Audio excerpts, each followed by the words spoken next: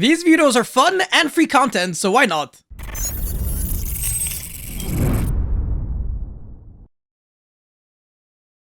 Alright, so I think we've gotten to a point where people are getting bored of Tearlaments and actually the whole format altogether. Most people are anticipating a ban list for next February, which is actually quite reasonable considering the fact that the last one was a while back, and it changed absolutely less than nothing. However, this time we have to factor in the existence of Photon Hypernova, which changes a lot in how we approach things. Therefore, I'll be discussing the set's implications as well as how it impacted some of my decisions. Oh, and one more thing. You can call this video a ban list prediction or a wish list or whatever the hell, I really don't care. It's not like we can say that logic really matters because what ends up happening is something completely random, but whatever. Anyways, first card is a card that 100 billion% deserves a ban regardless of how we slice it. Up until now, Instant Fusion was just a Saki unsearchable one-of, but things are about to change with a new card from Photon Hypernova. And that card is Triple Tactic Tasking, and yes, I refuse to call it Thrusting, I'd rather die. But yeah, like you can search basically any normal spell card and use it right away if your opponent has a monster on the field, so if you go first and you get hit by a Bestiole, you can search Instant Fusion and play as if nothing ever happened.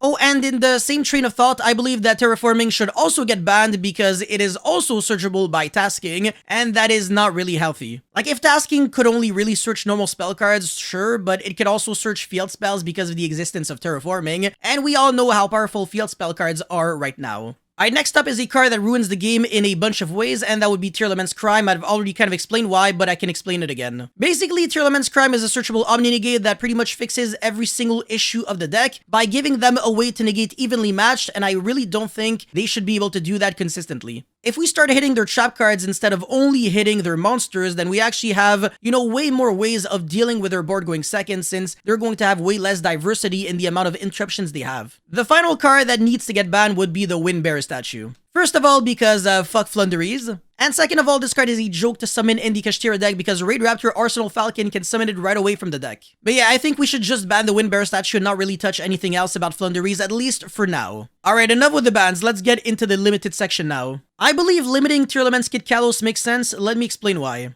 If we ban Kit Kalos and we allow every other deck to exist, I think Tearlaments is going to be really underpowered, because in the TCG things are a little bit different from the OCG. With only one Kit Kalos, you're basically playing with fire, because if you're going second and you go up against a Unicorn, or a Diablos is the Mind Hacker, you lose your one and only Kit Kalos, and you probably lose the game. So you can still play the game, but this time we're going to have a risk factor associated with it, and I think this is pretty healthy for Yu-Gi-Oh! Either way, I also believe that Tearlament's Hafness should be limited because it's a card that allows you to play on your opponent's turn, and that might be a little too good, especially considering the fact that we're also going to be getting Tearlament's Kashtira, which is basically a second Hafness. So imagine having 6 copies of a card that allows you to summon itself on your opponent's turn and mill a bunch of cards. Also, while we're hitting Tearlaments, why not limit their field spell? That card does like 10 billion things just on its own. And just because I'm nice like that, the final Tearlaments card that should be limited would be actually an Ishizu monster, and that would be Keldo. It is by far the best Ishizu monster out there, and by limiting it, you're going to be making the Grave Shufflers way worse because all you're really going to have is just like 3 Mudora, 1 Keldo, and God knows how bricky that is.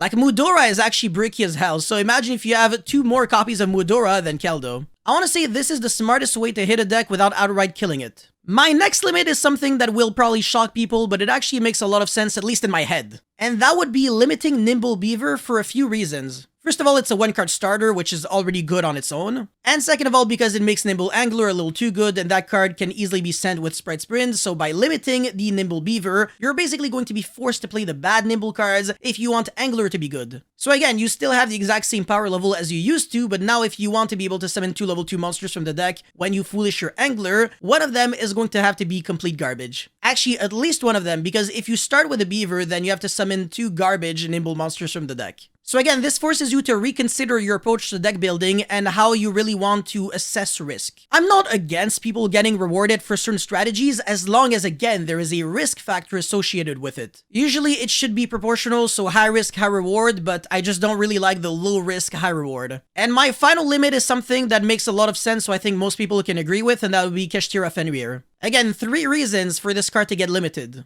First of all, the card is Pankratops 2.0, it's super generic and everybody can main deck it or side deck it. And second of all, Fenrir can search itself, which is, I think, a little too good. So basically, by limiting it, you can only really search other copies of Kashtira monsters because you can no longer search itself, meaning that if you're just playing it generically, it kind of has no search effect. And third of all, because it is a preemptive hit to Kashtira, which is going to be a tier 1 deck, but it's not necessarily going to be killing them because they can still revive back monsters from the graveyard or banished, and the Unicorn is the true 1-card starter in that deck. Anyways, I'll ignore the semi-limited section because that part only really matters for cards like Destiny or Malicious, so it's really irrelevant. And the unlimits also don't really matter, but I do have a few. Lyrilless Crucital Starling, Pot of Desires, Upstart Goblin, and Time Seal can all go back to 3. I really could not care less. Like I said, none of these cards matter anymore, so who gives a shit? Anyways, that's pretty much all I had to say for this video, guys. Thank you so much for watching. Don't forget to like and subscribe, and please let me know what do you think should actually get hit on the ban list. I really want to hear your guys' thoughts.